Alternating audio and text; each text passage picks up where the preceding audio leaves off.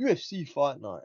Brandon Moreno versus Robbie Keane goes down this Saturday night in Mexico. I'm not gonna lie, this is a pretty arse card. I've had to do a lot of research because I don't know many of these guys. A lot of Mexicans and South Americans on this card, as you'd expect, but got a decent main event here. Young prospect Moreno Kavanagh taking on one of the goats of the division, Brandon Moreno, who's on the downward spiral. But nevertheless, I'm going to go through the entire card, give my thoughts and opinions and picks. Yeah, let's get into it. Opening up the card, we've got Damian Pinas versus Wes Schultz.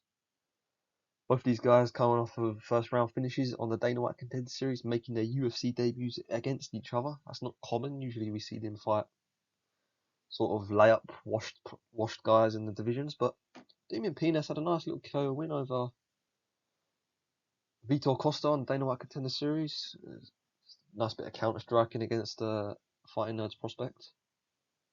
Likewise, Wes Schultz won on the Dana White Contender Series against Mario Minjak, got him down. Good grappling skills, nice little submission first round. However, I'm going to pick Wes Schultz to take down Damian Pinas and submit him, probably by a rear naked choke in the first. I think Wes Schultz is an incredible grappler. Damian Pinas is okay on the feet. I think Schultz will be able to eat the shots and get him down and submit him.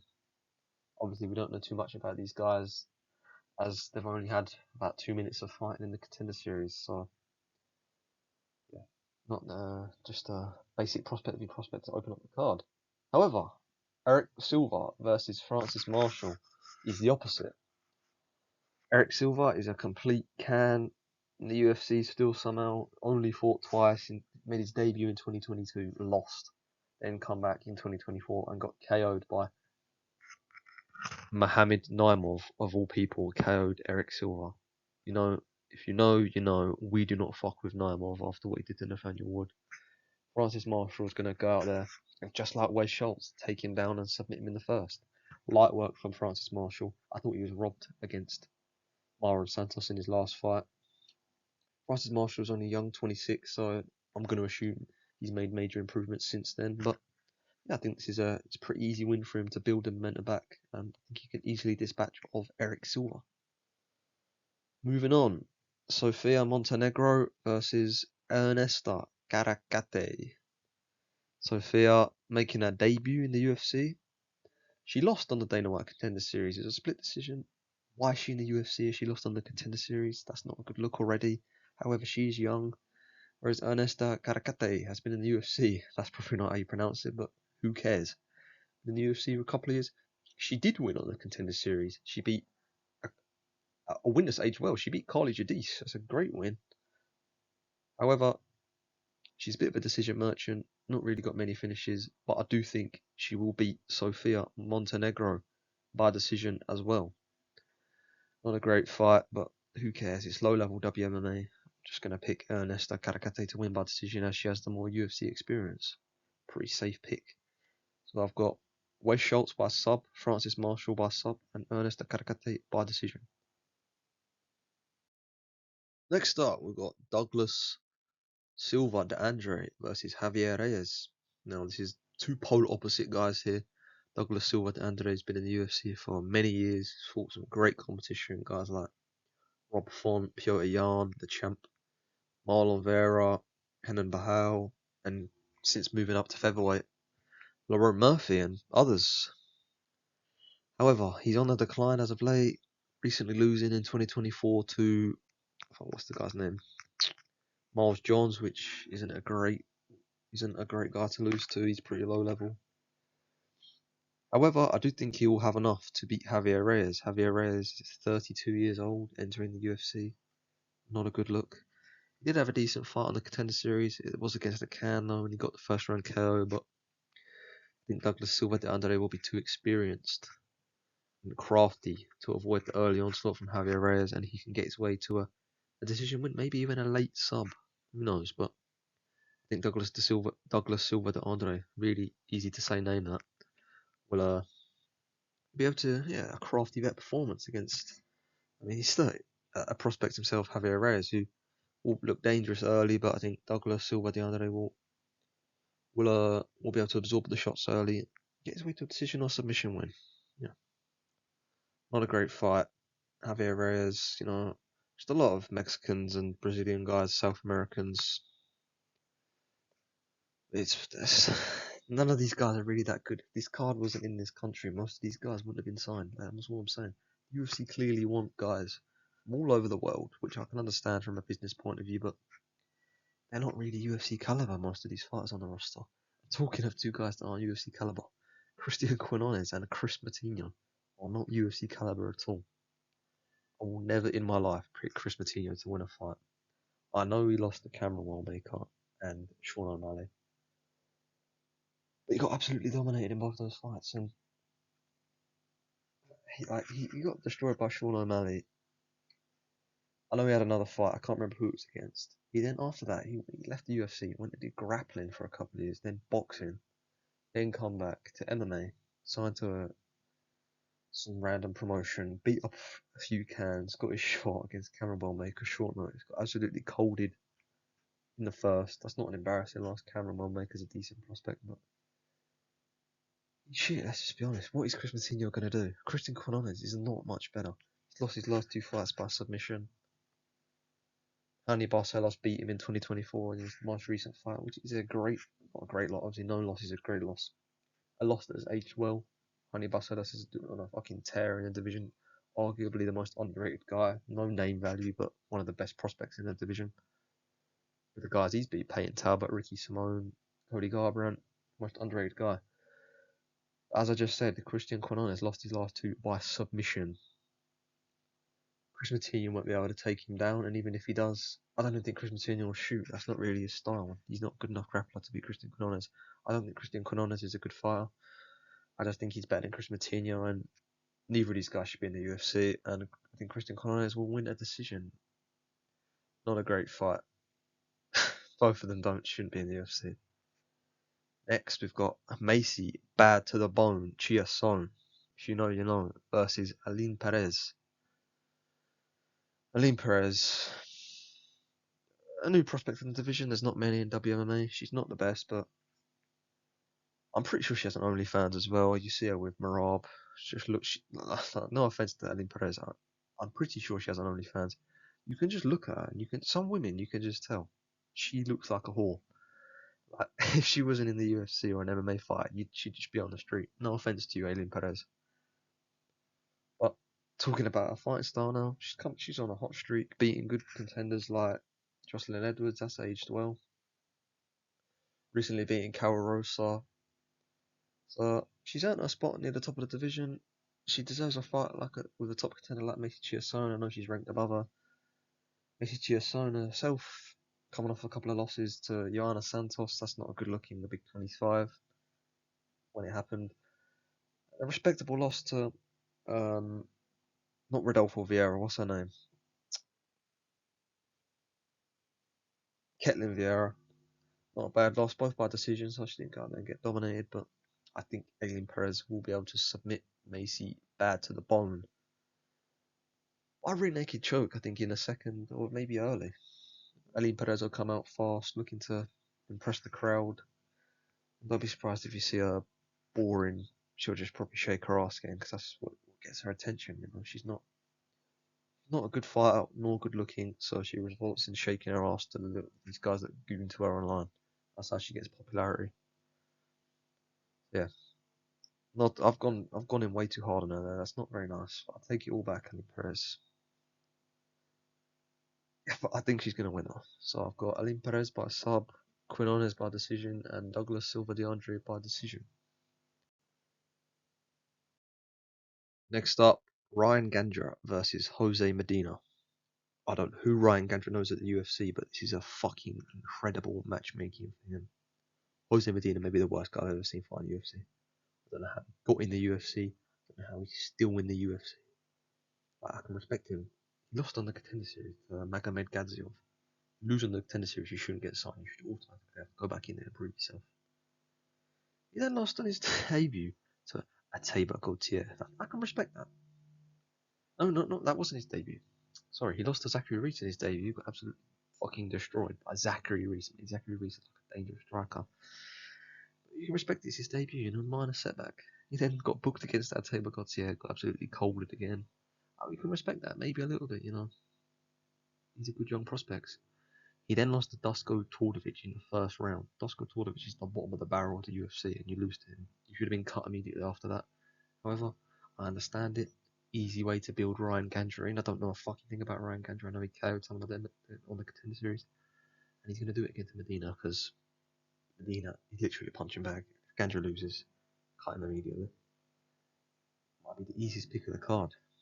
Jose Medina sucks. Now that I've said all this shit about him, he's probably going to go and win. But picking Gandra up to KO him in the first, or in the second, maybe, because Medina's got a chin, to be fair. Maybe the second, but Gandra by KO. Next up, Santiago Luna versus Alan Pacheco. Santiago Luna, decent prospect, had a good KO in his debut on the. He was the Moreno Vs or Albazi card. I don't know. It's just always a Moreno main event. But Angel Pacheco, this is an absolute layup, just like Ryan Gandra. Another lock, Santiago Luna, in my opinion. Alan Pacheco lost as well in the Contender Series in 2023. He then last fought in 2024 against Cowlan Loughran. He lost to Cowlan Loughran. That's not a good look. In 2024, he's not fought since. He's still in the UFC. I'm going to pick Luna by KO in the first. Luna will be too good for him on the feet. Another layup. Pacheco's probably took this fight because they know they'd cut him if he said no. That's just like to be a decent guess. And I'd be disappointed if I saw Gandra and Luna lose, because these are two very easy fights and layups for him. Next up, Emmanuel Rodriguez versus Kevin Borjas. Now this is a close fight. Emmanuel Rodriguez, short guy in the division, good striker. Went out there in the Contender Series, got a good KO win. Kevin Borjas is a solid guy. He's beaten some good. Well, he's only really beaten Suma Duerji. Had a good fight with Van. I'm gonna pick Rodriguez to KO Borjas in the first. I think Borjas will be Borjas is very quick. I know we've seen Borjas beat guys like Ronaldo Rodriguez, who's also quick, but I think Emmanuel Rodriguez will beat him. We will know he's going to have good wrestling defense. He trains with DC. I think he'll have a major speed advantage, and he'll catch Borjas on the chin, put him away.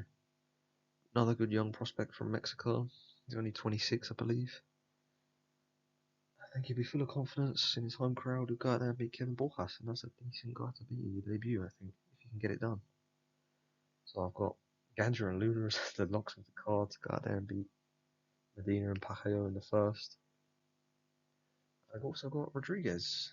Maybe an upset, I'm not too sure on the odds, but I think Rodriguez can beat Borjas.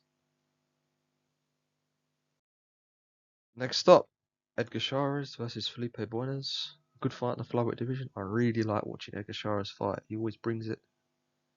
Action, pace fight he always brings. He's had some losses to some prospects. Obviously, two guys fighting for the belt, Van and Tyra. Likewise, with Buenas lost to Van as well. Edgar Chairez is the younger guy, and I believe he has a clear advantage in the grappling and will submit Felipe Buenas. Felipe Buenas, 36, on the tail end of his career. Never really been that good anyway. He has got an armbar win on his record, but I think Chairez will get the sub win. He'll come out fast. This is home crowd in Mexico. I just think he's better than Buenas, and he's looked good in all his fights. He had a close fight with Van. Obviously, Van's a lot better now, but I think Edgar Chairez is a decent little prospect in the flyweight division. I don't think he's going to get near the belt, but he's just a fun guy to watch. And if you're not elite, you won't beat Edgar Chairez. And I don't think Felipe Buenas is elite, so Edgar Chairez by sub in that one. Oh well, Daniel Zellhuber. What a failed prospect he was. An understandable loss. Fight of the night and the Noche card against Esteban Ribovic. All respect for that fight. Can't knock him there. Could have gone either way. The ref could have stopped him multiple times. But then he went out there and lost to Michael Johnson in the big 26, 25 at the time. So can't really lose to Michael Johnson if you're a top prospect. I know Michael Johnson's crafty, but if you're going to be a top prospect, you've got to be getting past guys like Michael Johnson. Coincidentally, trains with Eric Nixick at Extreme Couture. That gym is known for low output, poor fighting style, but I Who you think he will beat Bobby Green? I'm not calling him King Green, that's not his name. I changed my name from Gilly to Paddy Pimlet. You're not going to call me Paddy Pimlet, that's not how it works. So Hubert will land more volume. I think he'll want to prove a lot of people wrong after his poor showing against Michael Johnson. I don't think King Green is that good. A close fight with a pretty low level guy. What's the guy's name? Lance Gibb Jr. Last time out in the Apex made it pretty close with a guy that isn't good at all, and I think so Hooper will win by decision, maybe even KO, as the chin of King Green is, sorry, Bobby Green. You're not King. Bobby Green is deteriorating. He'll be the bigger guy in there, he'll have a reach advantage, quicker guy on the feet. Bobby Green won't be able to take him down. Yeah, I think Zahuba wins that by decision. Maybe late KO, probably more lean to a decision, as he's not really got that finishing instinct. Co-main event, Marlon Vera versus David Martinez. This is such a close fight to predict. I've been flip-flopping between picking Vera, picking Martinez. I'm going to lock my prediction in now. I'm picking David Martinez. Young prospect, hungry, in front of the Mexican crowd. Coming off a good win against a crafty contender, Rob Font. He shut lots of prospects out in the past, like Natsumoto, for example. David Martinez passed that test with pretty flying colours, and I think, let's be honest, there's not much of a difference between a Rob Font and a Marlon Vera in 2026. Marlon Vera is going to go out there, probably low output to start. He'll probably have a good third round, raise his hand, think he's won. As always, Marlon Vera leaves it too late. I think Martinez will have gotten ahead in the early rounds and win a 29-28 decision. Let's be honest, Marlon Vera, he's not going to get KO'd. He's like Marlon Vettori, solid chin. I know, yes, he lost to O'Malley. That knee, I don't know how he hit that knee. Fucking well impressive. But I just think David Martinez will be quicker than him. He'll have higher output, and he'll get the job done by decision, New prospect in Mexico. Not many of them at the moment. That's why they're trying to build some up on this card with the matchmaking. But, yeah, I think Chito Vera's on the decline, and he's not a top-level bantamweight in the world anymore. I think David Martinez will beat him by decision pretty comfortably. Maybe tricky in round 3, as Chito Vera usually picks it up in the third, but I think he'll get the job done in the rounds 1 and 2, get his way to a decision win. So I've got Martinez by decision, so Huber by decision, and Shires by submission. On to the main event. Brandon Moreno versus Lona Kavanagh. Now, as a UK guy, it shames me to say, I am going to pick Brandon Moreno. I love Lona Kavanagh. I think he's a good prospect. This is too early. Charles Johnson fight showed glaring holes in his defense. Yes, he's quick and he's got good offense. Brandon Moreno's going to have experience over him, a grappling advantage. Yes, he lost to Tara, but Tatsuro Tara is the best grappler in the division. Let's get that straight. Sadly, Brandon Moreno will beat Lona Kavanagh by decision. I think Lona Kavanagh may win the first round, maybe even the first 2. But I just think Brandon Moreno's experience will take over in rounds 3, 4, and 5. He'd have had a full camp. Maybe Moreno may have underestimated him. I hope he has, but I think he's going to beat Lona Kavanagh. Moreno probably better take him down and will. No offense, Lona. Also, the altitude will not be on Kavanagh's side. Taking this fight on short notice won't be the best preparation he's ever had. Also, make him gas quicker. I just think Moreno gets it done by decision, 48-47 or 49-46. I want to be wrong. I want to see Lona Kavanagh go out there and KO him in the first. I hope he does, but I can't see it happening. I think Moreno's too experienced, too durable, too defensively sound, and he'll beat Lona Kavanagh. And this is going to be an awkward position for Kavanagh if he loses, because yes, Moreno's number 6. I think he's number 6 to 8, top 5-ish guy in the division. It's going to be 2 losses if he loses to Charles Johnson and Moreno. Difficult for a young kid like Kavanagh, but I think he'll bounce back if he loses, but I hope he wins. Just don't see it happening. Moreno will be able to pop him with the jab, keep him at bay, maybe take him down if needed, and he could even get a sub. I hope he doesn't, but Yeah, sadly, I've got Moreno winning by decision. Thank you guys for watching. Please drop a like, subscribe, follow me on TikTok, same name, Dilly MMA, X as well. I post regularly on there. And yeah, thank you guys for watching.